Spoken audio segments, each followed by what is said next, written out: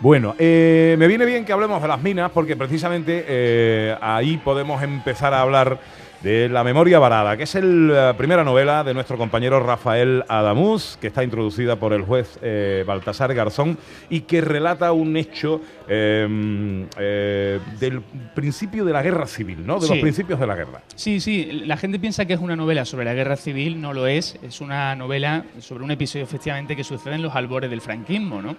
Y yo tuve conocimiento de él gracias a la radio, Pepe, tenía una sección de memoria histórica, me llamaron por teléfono, habilité un contestador, me tacharon de loco, me decían que eso era una cosa del Cretácico, ¿no? Una cosa súper antigua. Yo me empeciné y habilité ese contestador con la idea de que la gente llamara y nos contara sus historias de la represión, ¿no?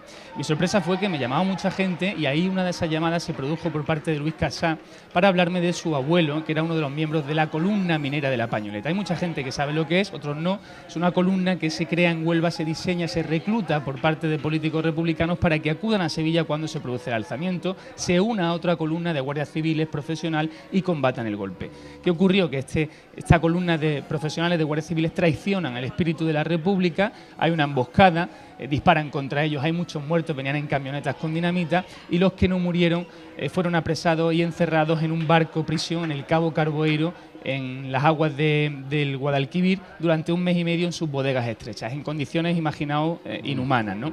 La memoria varada es eso, ¿no? La crónica periodística de ese juicio, pero con elementos literarios, porque este hombre que me llamó descubrió tantos años después que su abuelo había conseguido escribir muchas cartas desde el interior de ese barco, una especie de diario, tiene un contenido muy dramático, muy literario, y a raíz de ahí me puse a investigar y a tirar del hilo y nació La memoria varada. ¿Sí? Entiendo que con ese título, Memoria varada, estamos haciendo referencia a todo lo que se vivió o se malvivió precisamente en ese encarcelamiento en el barco, ¿no? Claro, yo juego con la palabra memoria, con todo el simbolismo que ello conlleva, ¿no? Y hago un guiño a la memoria histórica, a ese movimiento por recuperar la historia más reciente de este país, que aún no se ha hecho, está pendiente, pero también juego con lo de varado porque efectivamente este barco se convirtió en una cárcel terrible, una auténtica prisión flotante, una cárcel de agua, y ahí acogió a 70 personas, 70 mineros, zapateros, comerciales, campesinos de Huelva que habían ido por una serie de circunstancias hasta allí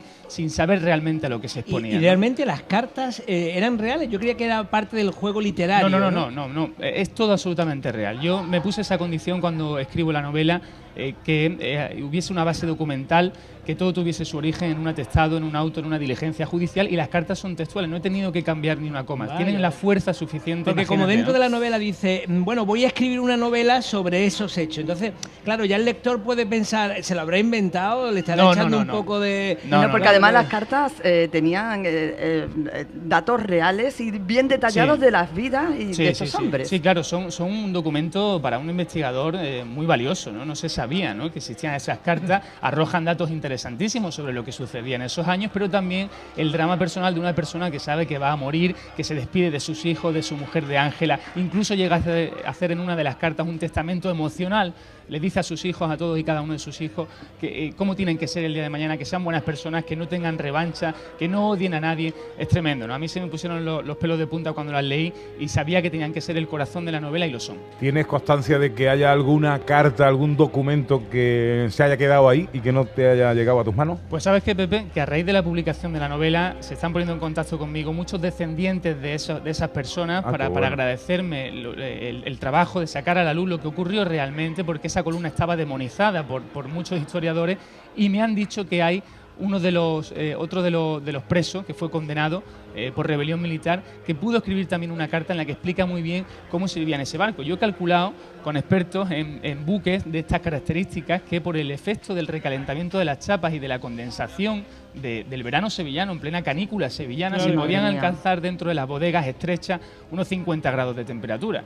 Así estuvieron 1 mes y medio, ¿no? Y era época de mosquitos, que ahora los mosquitos ya no están en el Guadalquivir, pero entonces tiene que ser terrible. Madre mía, bueno, además un libro maravillosamente acogido por los lectores porque que la segunda edición, Rafael, prácticamente agotada, ¿no? Ya está casi finiquitada, sí. Vamos a tener que empezar a preparar la tercera. Yo creía que iba a funcionar, que podía funcionar, pero me estoy viendo sobrepasado por los acontecimientos. Vamos ya por la tercera y estoy muy contento, sobre todo también por la reacción de la gente. Yo quería que los andaluces supieran realmente un episodio de nuestro pasado, ya digo, que ha permanecido oculto durante muchos años, y yo me he limitado simplemente a investigar y a contar los hechos tal y como ocurrieron. Luego cada uno que saque sus conclusiones a título político, a nivel social, pero los hechos están ahí, yo quería rescatarlos y están presentes. Y yo quiero que quede claro que con lo que nos has contado, lo más potente está sin contar. O sea, que cuando el lector lea el libro va a poder disfrutar muchísimo, porque saber realmente qué es lo que pasó ahí, y luego el juicio, porque el juicio, las actas del juicio deben ser interesantísimas, y también saber cómo terminó el juicio, que no nos has contado y no queremos que nos cuentes. No, mira, pero fijaos, son más de 700 folios del expediente 95/36 que yo me he empapado, que he transcrito, pero es verdad que explica muy bien por qué al final me ha puesto por la novela lo que me ocurrió al final. Cuando yo estoy investigando ese expediente judicial, me doy cuenta al final de algo que a mí me da un vuelco el corazón, me remueve la conciencia y el estómago, ¿no? Y es cuando decido apostar por la novela con idea de llegar a un público mayor, porque es algo que, a pesar de que el final se sabía y que fueron condenados por rebelión militar, todavía es un ardid más, es algo más que buscan los militares para justificar la sentencia. Es algo muy mezquino, tremendamente inhumano, y es el final de la novela, y que evidentemente no quiero desvelar, profesor, pero ahí está también, presente en el libro, sí.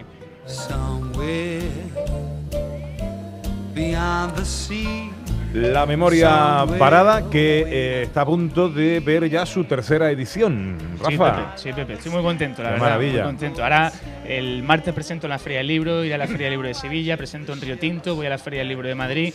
No me lo creo todavía. Qué bien, qué bien. Estamos en periodo de ferias ya, ¿no, profesor? Señor, empieza ya, dentro de nada. Bueno, pues nos alegramos muchísimo. De ferias del libro, ¿eh? Te agradezco. De ferias del libro. De las otras, De la otra. Sí. Te agradezco mucho la dedicatoria, compañero. Justamente el día 7 de mayo empieza en Sevilla. En Sevilla. Pero tenemos más ferias del libro. Hombre, por supuesto, ahora. por Sí, bueno, la de Huelva ha empezado este viernes, la decana, por cierto, de Andalucía, la más antigua de Andalucía, ha empezado este viernes, sí. Bueno, pues que te vaya bien, querido amigo, y no te vayas muy lejos, ¿vale? Que nos sigamos viendo por aquí. Aquí me quedo disfrutando como un en medio más. Vale. Un abrazo a todos. Muchas gracias. Beyond a doubt, my heart